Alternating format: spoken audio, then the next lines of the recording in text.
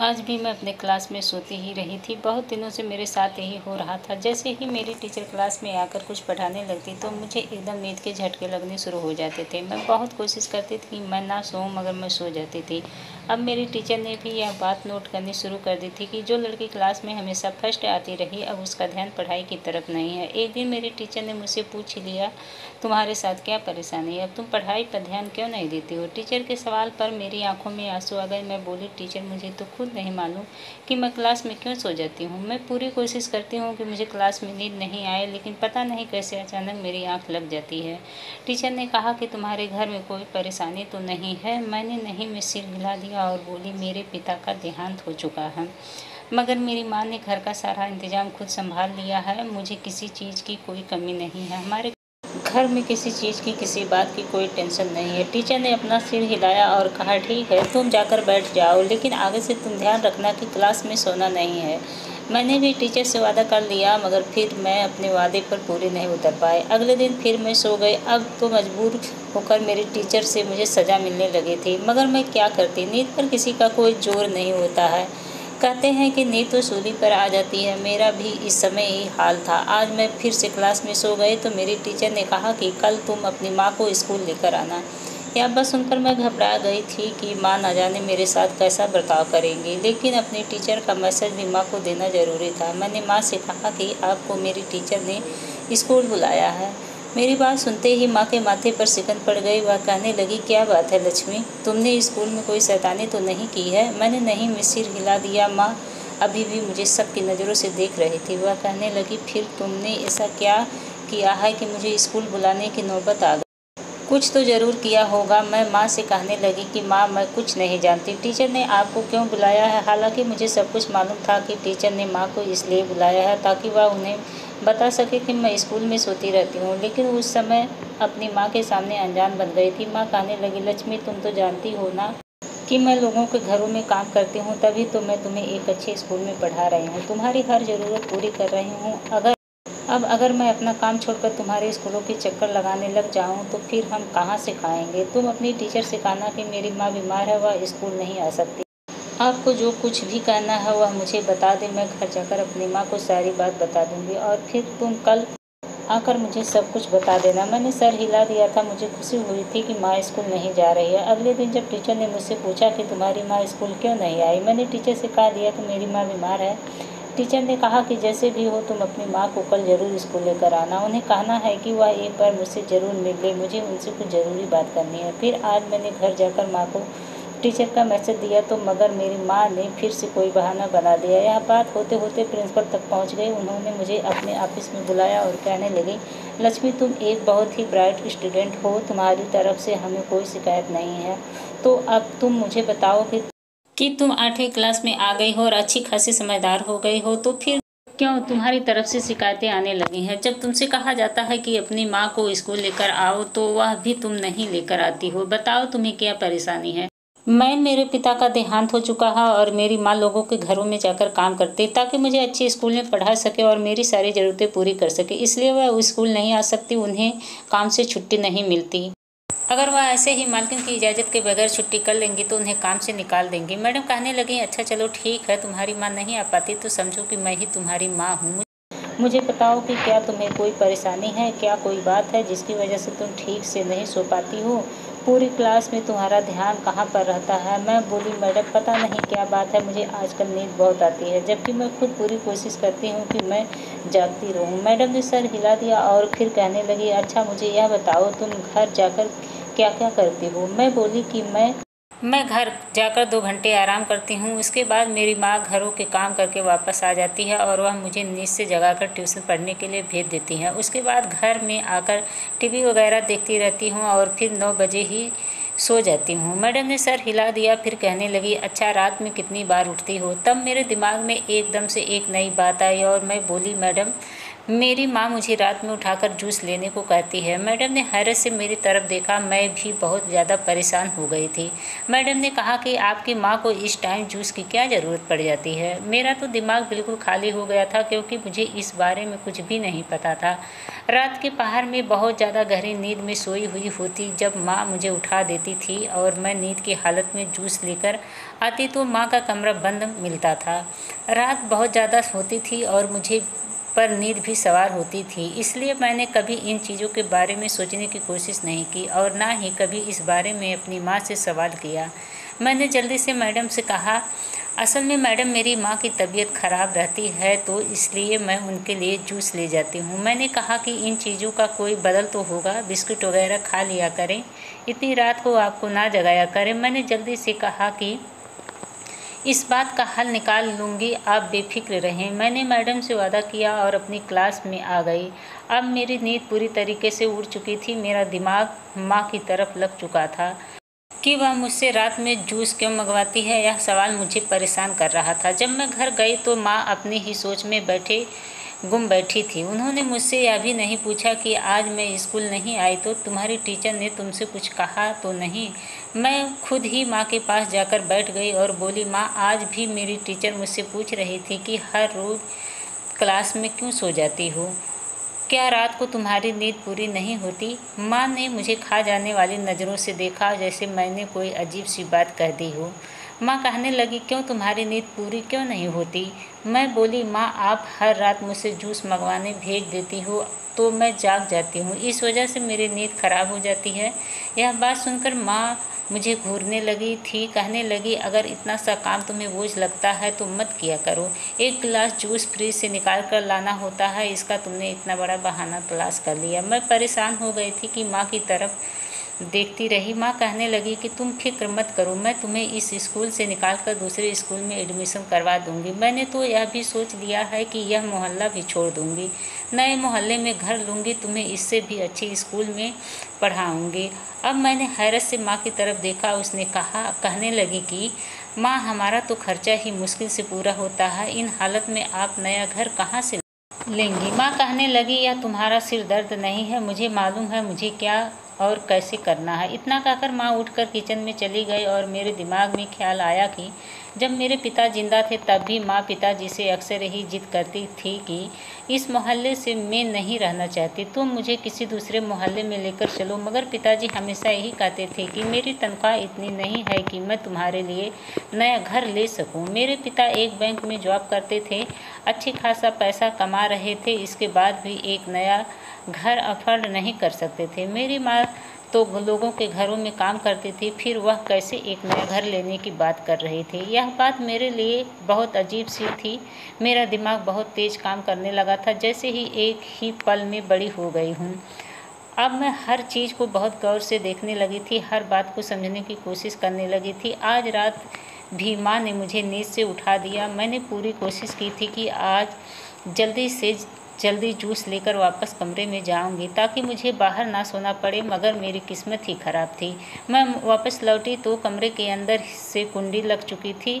जब सुबह हुई तो मैंने माँ से कहा कि माँ आप मुझसे जो रात में जूस मंगवाया था वह आप कब पिया?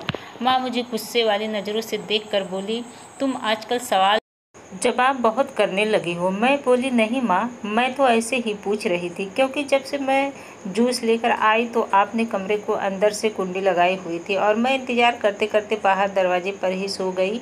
कहीं आपका जूस बिल्ली तो नहीं पी गई ना, इसलिए पूछ रही हूँ। माँ हंसने लगी और कहने लगी, अरे पगली, मैंने वह कुंडी इसलिए लगाई थी कि मैं अपने कपड़े बदल रही थी, तुम आकर एकदम दरवाज़ा ना खोलो और मुझे बहुत गर्मी लग रही थी तो मैंने कपड़े बदल लिए। कपड़े बदल कर जब मैंने दरवाज़ा खोला तो तुम दरवाजे पर ही सोई हुई थी। मैंने तुम्हें उठाकर बेड पर लिटा दिया और खुद जूस पी लिया। तुम्हें पता है ना, रात को मेरी तबीयत ख़राब हो जाती है तो मुझे जूस पीने की ज़रूरत पड़ती है और गर्मी भी लगने लगती है।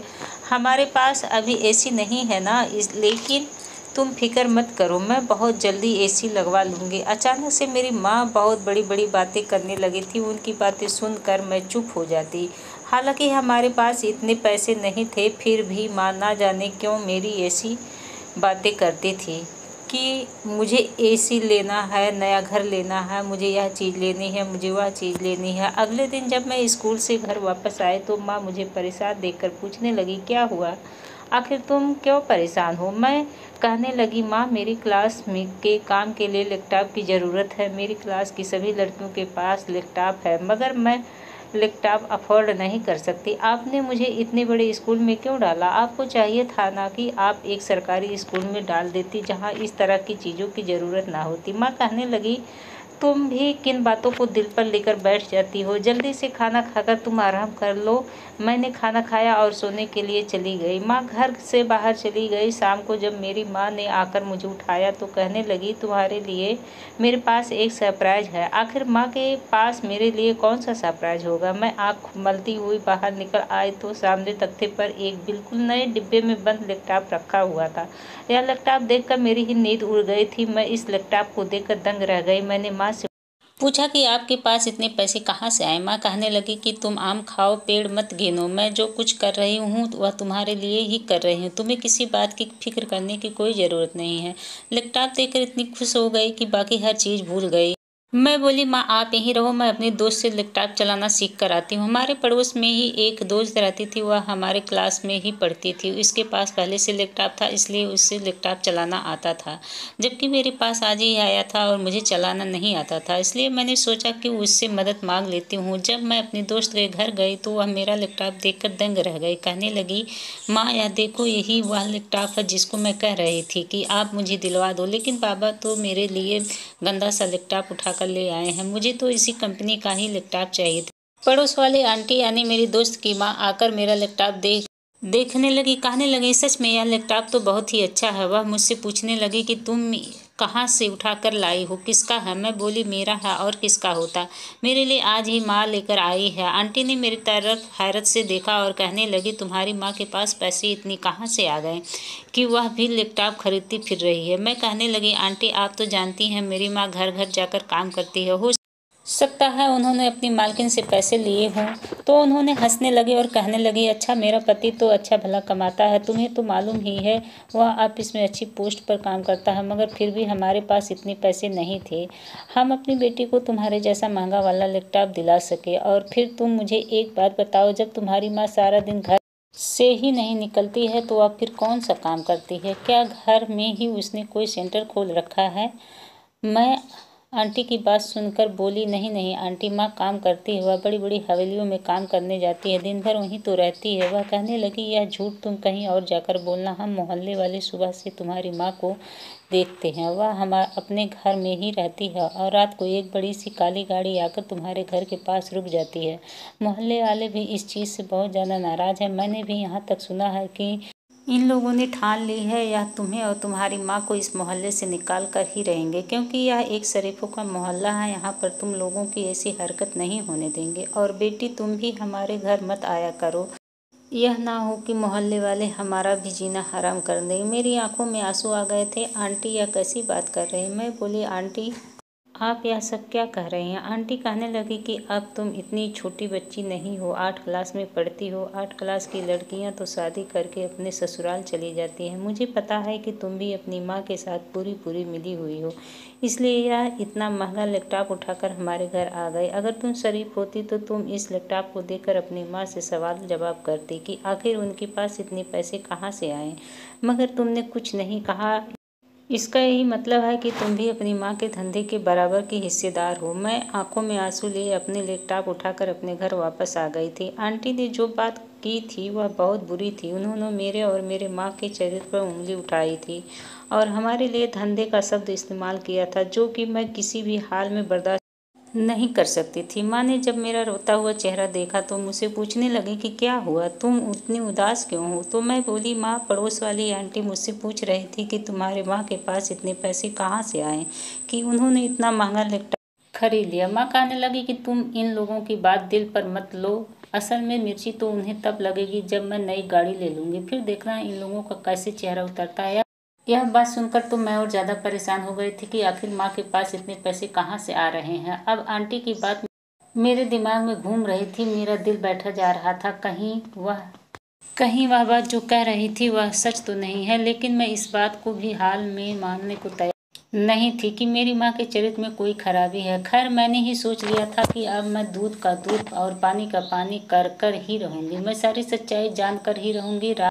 रात को फिर से माँ ने मुझे नींद से उठाकर जूस मांगा था। मैं जूस लाई मगर फिर से मेरी आंख लग गई। आज आज जो राज मैं मालूम करना चाहती थी वह मैं पता नहीं कर सकी, लेकिन मैं हर हाल में जानना चाहती थी। इसलिए मैंने बहाना बनाया कि माँ आज मेरी तबीयत खराब है, स्कूल नहीं जाना चाहती। मैंने यह बहाना इसलिए बनाया क्योंकि मैं देखना चाहती थी कि मेरी माँ हवेली में काम करने जाती है या नहीं। माँ ने जब मेरी बात सुनी तो घबरा गई और कहने लगी, तुम दवाई खा लो और स्कूल चली जाओ, तुम्हारी पढ़ाई का हर्ज नहीं होना चाहिए। मैं बोली, माँ मुझ में बिल्कुल भी हिम्मत नहीं है, इसलिए मैं नहीं जाऊंगी। माँ कहने लगी, ठीक है, अगर आज तुम्हारी तबीयत खराब है तो आज मैं भी काम पर से छुट्टी ले लेती हूँ। अब मैं अपनी बीमार बेटी को छोड़कर काम पर नहीं जा सकती।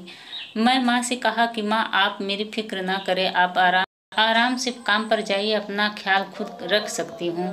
अब मैं बड़ी हो चुकी हूँ। माँ कहने लगी, नहीं नहीं, ऐसा तो नामुमकिन है। तुम बीमार हो और मैं काम पर करती फिरूं, तुम्हें इस हालत में छोड़कर जाऊंगी तो मुझे एक पल के लिए भी सुकून नहीं आएगा। तुम तो जानती हो कि तुम्हारे पिता के जाने के बाद तुम ही मेरा सहारा हो। जो कुछ भी मेरे लिए सिर्फ और सिर्फ तुम हो। मैं तुम्हारे लिए ही काम करती हूँ और पैसे जमा कर रही हूँ। मैंने सर हिला दिया, मेरी दाल नहीं गली। माँ ने मुझे उनका राज नहीं मालूम होने दिया था। आज वह सारा दिन घर पर ही रही और मेरा ख्याल रखती रही। वह मुझसे कहती रही कि चलो डॉक्टर के पास चलते हैं, तुम्हारी दवाई लेकर आते हैं, लेकिन मैंने जाने से मना कर दिया और मैं बोली मैं ऐसे ही ठीक हो जाऊंगी।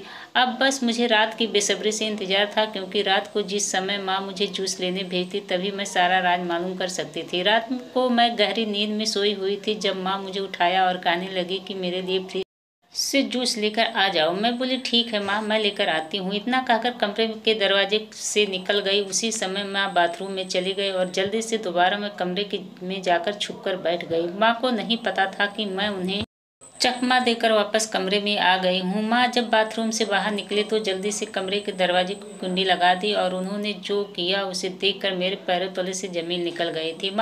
माँ ने कमरे की खिड़की खोल दिया था और किसी को इशारा करके कमरे में बुलाने लगी थी। यह बात मेरी बर्दाश्त से बाहर थी। इससे पहले कि मैं उससे कुछ कहती तभी कमरे में एक आदमी आ गया। उसने खुद को सर से पैर तक काली चादर में छुपाया हुआ था और उसको देखकर कहने लगी, अच्छा हुआ तुम आ गए, मैं बड़ी देर से तुम्हारे आने का इंतजार कर रही थी। मैंने लक्ष्मी को भी कमरे से बाहर भेज दिया है। अब तुम्हारे जाने के बाद ही उसे कमरे में उठाकर लाऊंगी। मुझे कुछ पैसों की ज़रूरत है तो मुझे पैसे दे दो। मैं अपनी बेटी लक्ष्मी के लिए नए कपड़े खरीदना चाहती हूँ। उसने बहुत से दिन गरीबी में जिया है, अब मैं उसे हर तरह की खुशियाँ देना चाहती हूँ। अभी तक उस आदमी ने अपने सर से चादर नहीं उतारी थी। मैं एकदम से खड़ी हो गई और बोली, माँ आप यह सब क्या कर रही हैं? आप मेरे बाप के साथ धोखाबाजी कर रही हैं। माँ मैं भूखी भी मर जाती तो आपसे कभी शिकायत नहीं करती। मुझे नए कपड़े, जूतों और पैसों की ज़रूरत नहीं है। मुझे आपकी हया की ज़रूरत है। मुझे उम्मीद नहीं थी कि आप यह सब करेंगी। आपने यह सब कुछ क्यों किया? आपने एक गैर मर्द को हमारे घर में बुला लिया। इसका मतलब जो लोग मोहल्ले में बात कर रहे थे, क्या वो सब ठीक कह रहे थे? कल माँ मुझे आंटी ने कहा कि रात के समय तुम्हारे घर के पास एक काली गाड़ी आकर रुकती है और उसमें से एक आदमी निकलकर तुम लोगों के घर जाता है। मोहल्ले के सभी लोग हमारे खिलाफ हो गए हैं। वह हमें इस मोहल्ले से निकाल देना चाहते हैं। आपने यह सब कुछ क्यों किया? मैं तो किसी से नज़र मिलाने के काबिल नहीं रहा। अब हमें इस मोहल्ले से निकाल दिया जाएगा। क्या आपके पास कोई दूसरा ठिकाना है? बताइए मुझे, हम कहाँ जाएंगे? उसी समय इस आदमी ने अपने सर से चादर उतार दी थी। उस आदमी की देखकर मेरी आंखें फटी की फटी रह गई। वहाँ कोई और नहीं बल्कि मेरा सगा बाप था, जिसका देहांत हो चुका था, जिसकी मैंने खुद देखी थी। मैं बोली, पिताजी आप यहाँ कैसे? पिताजी कहने लगे, बेटी तुम्हारा बाप अभी मरा नहीं हुआ, जिंदा है। लेकिन तुम यही समझो कि मैं जिंदा होकर भी मुर्दा हूँ। मैं अपनी मर्जी से कहीं आ जा नहीं सकता। मैंने खुद को एक घर में बंद कर रखा है। रात के समय इसलिए निकलता हूँ कि कोई मुझे देख ना ले। और फिर मैंने तुमसे भी अपने जिंदा होने की खबर इसलिए छुपा रखी कि यह बात किसी और को बता देती कि तुम्हारा बाप जिंदा है तो हम तीनों जेल की सलाखों के पीछे होते। बस इसी वजह से मैं तुमसे लाख चाहने के बाद भी नहीं मिल सका।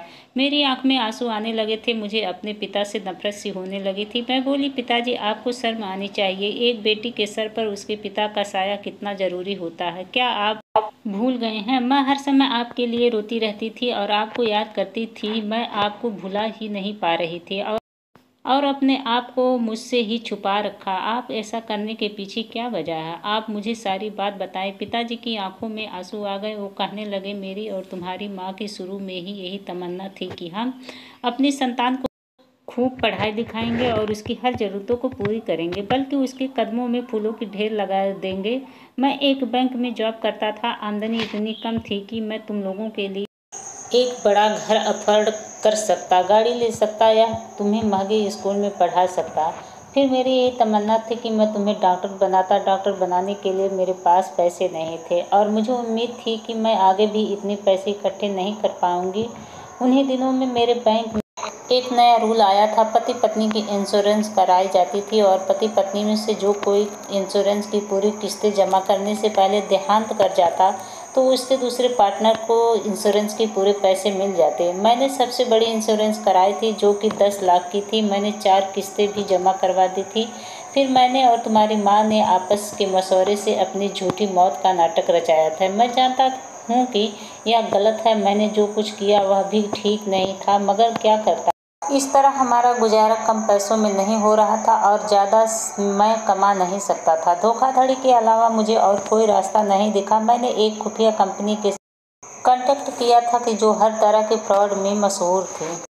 मैंने उनसे कहा कि मैं अपनी मौत का झूठा नाटक करना चाहता हूं, तो उन्होंने यह काम करने में मेरा पूरा साथ दिया था। उन्होंने ही मेरी मौत का सारा सीन क्रिएट किया और फिर सबसे चुपके मेरी अर्थी को बदल दिया था। मैंने इन लोगों को इस काम के लिए पैसे दिए थे। इसके बाद मेरी मौत की वजह से ही तुम्हारी माँ को हम दोनों के इंश्योरेंस के 10 लाख रुपए मिल चुके हैं और वह पैसे मेरे पास रखे हुए हैं। उन्हीं पैसों से हम दोनों तुम्हारी ज़रूरतें पूरी कर रहे हैं। मैंने अपने पिता से कहा कि पिताजी, यह सब बहुत गलत किया, आपको ऐसा नहीं करना चाहिए था। मेरे पिता की आंखों में आंसू थे। वह कहने लगे, लक्ष्मी, यह सब करके मैं कौन सा सुकून में हूँ। मैंने तो बस तुम्हारे लिए ही किया है। जो भी किया, मुझे इस समय अपने माँ और पिता के चेहरे पर बहुत बेबसी नज़र आ रही थी। मेरी आंखों में भी आंसू बहने लगे। मैंने अपने पिता के हाथ चूम लिया और बोली, आप बेशक कानून की नज़रों में गलत हैं, लेकिन मेरे लिए आप मेरे हीरो हैं। आपने जो कुछ भी किया मेरा भला सोचकर ही किया। मैं कभी आपको इसके लिए इल्ज़ाम नहीं दूंगी। पिताजी खुश हो गए थे। इस मोहल्ले में मेरी और माँ की ज़िंदगी अब तंग हो गई थी, इसलिए हम इस घर में शिफ्ट हो गए जहाँ मेरे पिता पहले से ही रह रहे थे। मुझे शहर के बड़े स्कूलों में से एक स्कूल में एडमिशन मिल गया था। मैं अब फिर से दिल लगाकर पढ़ाई कर रही हूँ। अपने माता पिता का डॉक्टर बनने का सपना हर हाल में पूरा करना चाहती हूँ और मेरी माँ तो एक नॉर्मल ज़िंदगी गुजार रहे हैं, लेकिन इन सब के लिए मेरे पिता ने बहुत बड़ी कुर्बानी दी है। वह हर समय अपने आप को छुपा कर रखते हैं। वह कहीं भी नहीं आ जा सकते। उनके पकड़े जाने का बहुत खतरा है। मैंने बहुत कोशिश की थी कि मैं अपने पिताजी का वीज़ा लगवाकर हम पूरी फैमिली विदेश में शिफ्ट हो जाएं, मगर ऐसा ही नामुमकिन नहीं था, क्योंकि उसके लिए भी बहुत सारे पेपर्स की ज़रूरत पड़ती है। मुझे पता है कि मेरे पिता ने जो कुछ भी किया वह गलत किया है।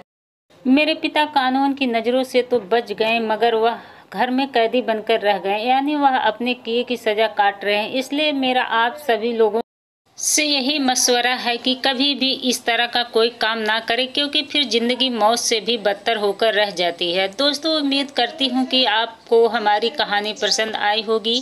कहानी पसंद आई तो वीडियो को लाइक करें, चैनल पर नए हैं तो चैनल को सब्सक्राइब करें और कमेंट करना ना भूलें। और हाँ, नोटिफिकेशन बेल को ज़रूर दबाएं ताकि अगली अपडेट सबसे पहले आपको मिले। धन्यवाद।